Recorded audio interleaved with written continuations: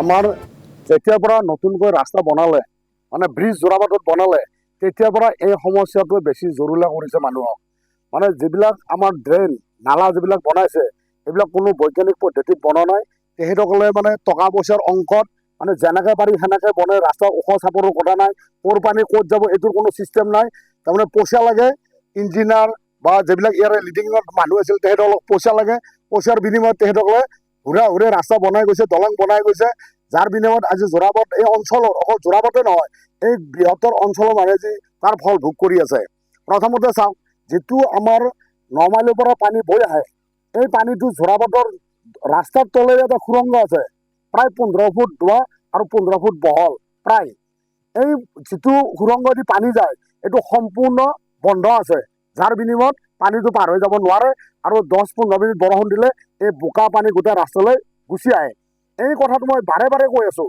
এই যিবিলাক ৰাস্তাৰ এক্সপাৰ্ট মানুহ আছে, যিবিলাক ইঞ্জিনিয়াৰ হওক বা হাইৱে অথৰিটিৰ মানুহ হওক বা যিকোনো এই ডিপাৰ্টমেণ্টৰ যিবিলাক মানুহ আছে, তেখেতসকলে আহে নালাটো একদম খান্দি পাতাললৈকে খান্দিব বিচাৰে, কিন্তু আচল যিটো পানী যোৱা ৰাস্তা সেইটো কিন্তু কথা গুৰুত্ব নিদিয়ে। সেই যিটো নালা আছে এইটো যদি সম্পূৰ্ণ ক্লিন কৰি দিয়ে, আপোনাৰ যোৰাবাটত মোৰ যদি ধাৰণা ভুল হোৱা নাই, ইয়াত কোনোদিনে বানপানী নহ'ব। মেঘালয় ছাইডে আমাৰ নালাটো একেবাৰে কম আছে, প্ৰায় 1 ফুট 1.5 ফুট নালা আছে, যিটোৱে বহন ক্ষমতা, পানী যিটো বহন কৰাৰ ক্ষমতা ইমান সেই নালাটোৰ নাই।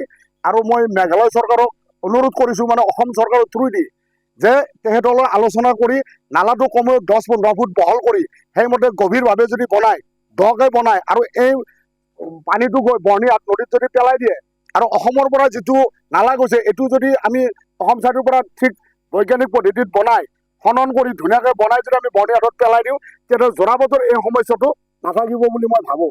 চাওক, আজি আমি যোৰাবাটবাসী ৰাইজ হিচাপে আমি আজিতো জন্মৰ পৰা যোৰাবাটতে আছোঁ আৰু আমাৰ যোৰাবাট অসম মেঘালয় সীমা আছেই, বানপানী হৈ আছে, বৰষুণ হৈ আছে, চব ঠিকে আছিল, ছিংগল ৰোড তথাপি আমি চলি আছিলোঁ। আজি 4-5 বছৰৰ পৰাই যিটো খানাপাৰাৰ পৰা যোৰাবাটকলৈকে যিটো আমাৰ আসাম মেঘালয় বৰ্ডাৰ, এই অঞ্চলৰ যিটো মেঘালয় ছাইডৰ ধাৰাখাই পাহাৰ খননৰ কাম যি চলিছে, আৰু পাহাৰ খননৰ কাম চলিলেও আমাৰ আপত্তি নাই, কিন্তু তেওঁৰ কোনো পানী যোৱা নিষ্কাচিত নালা নাই।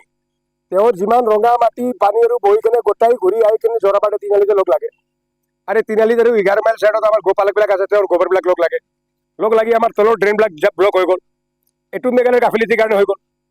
আৰু আমাৰ অসমৰ যিটো PWD বিভাগ আৰু যিটো নেশ্যনেল হাইৱে অথৰিটি, তেওঁ যিটো ড্ৰেইন প্ৰত্যেক বাৰিষা কালত চাফা কৰিব লাগে, নামৰ কাৰণে তেওঁ JCB আহে, সোঁফালে খানে বাওঁফালে খানে, কিন্তু তলৰ যি সুৰংগটো ব্লক হৈ আছে, এফালে পৰা পানী সেইপাৰ পৰা সেইপাৰ যাব পৰা নাই, তাক কিবা বিজ্ঞান প্ৰযুক্তি মেচিনাৰী আনি কেনে চাফা কৰিব লাগে, এইটো কোনো গুৰুত্ব দিয়া নাই।